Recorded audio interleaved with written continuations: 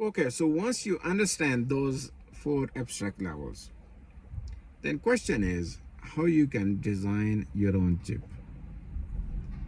Okay, so here what you do, you start with implementing or designing or creating hardware for your microarchitecture. Those that bigger digital system that you created, which was combination of smaller digital logics, building blocks, you need to start implementing it. But where to implement that? It typically is done in a language called HDL, Hardware Description Language, such as System Verilog. Once you code all your microarchitecture in System Verilog, this phase is called RTL design, register transfer level.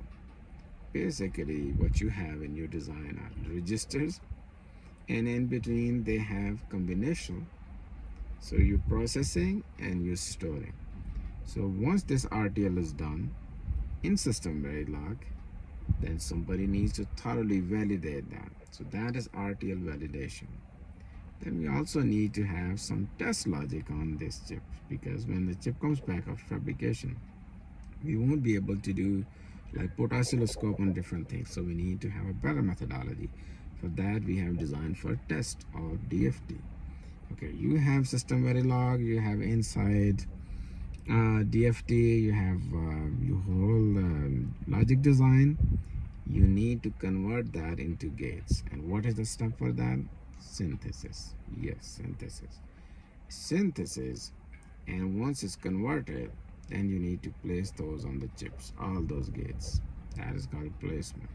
Then you need to connect all those gates together. And what is that? That is routing.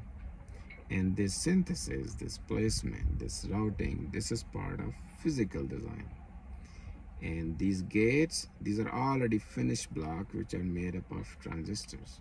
So the very final step before we build this chip together is called bringing all those transistors together within the standard cells or within the gates, and then whole thing is pulled together, and a database is called GDS that is created, and that GDS is verified first, of course, but is sent to the fabrication, and that step is called tape out.